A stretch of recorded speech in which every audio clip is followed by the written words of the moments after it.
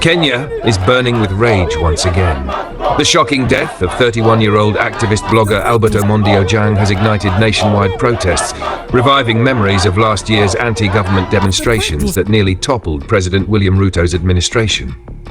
The controversy began when Ojang, known for his bold social media commentary, criticized Deputy Inspector General of Police Eliud Lagat in a post.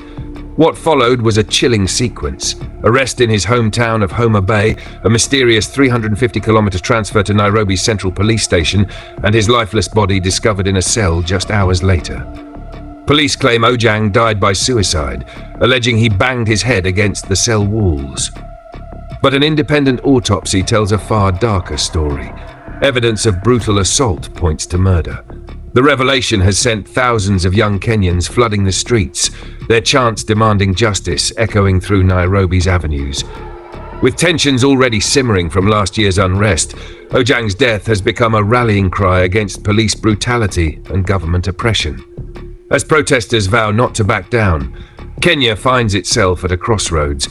Will this tragedy force accountability or deepen the divide between citizens and those sworn to protect them? One thing is certain: the people are watching, and they refuse to be silenced. We cannot instruct police officers 400 kilometers away to pick an individual and bring him all the way to Central Police Station. This is the highest impunity that we are seeing in this country. We cannot allow this trend to happen. Nairobi has become a battleground this week as hundreds of furious protesters flood the streets, demanding justice for Albert Omondi Ojang, the activist blogger who died under suspicious circumstances in police custody. The demonstrations have turned volatile, with police firing tear gas at crowds who refuse to back down. Ojang's family and independent investigators have dismissed the official police narrative that he died by suicide as a blatant lie.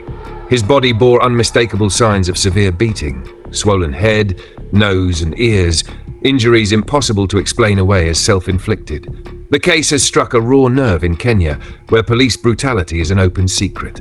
The timing couldn't be more explosive, just as the country nears the one-year mark since last year's historic youth uprising against government corruption and oppressive tax hikes. That movement, met with deadly force, left dozens dead, but failed to crush the people's defiance.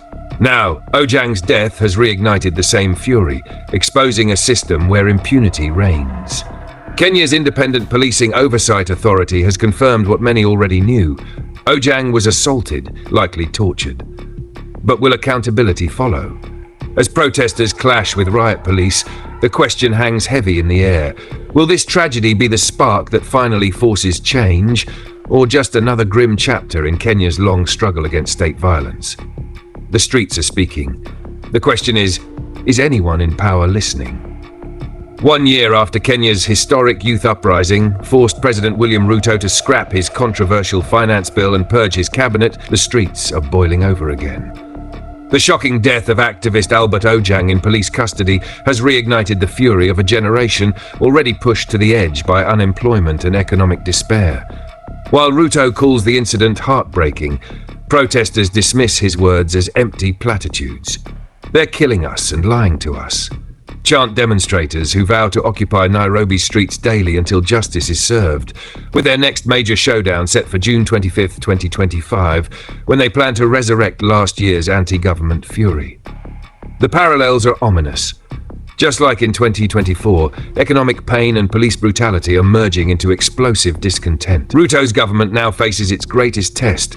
Will it deliver real reform, or face another youth tsunami that could shake Kenya's political foundations? With every tear gas canister fired at protesters, the president's window for action narrows. Kenya's youth have proven they can topple policies. Now they're demanding nothing less than systemic change, or else.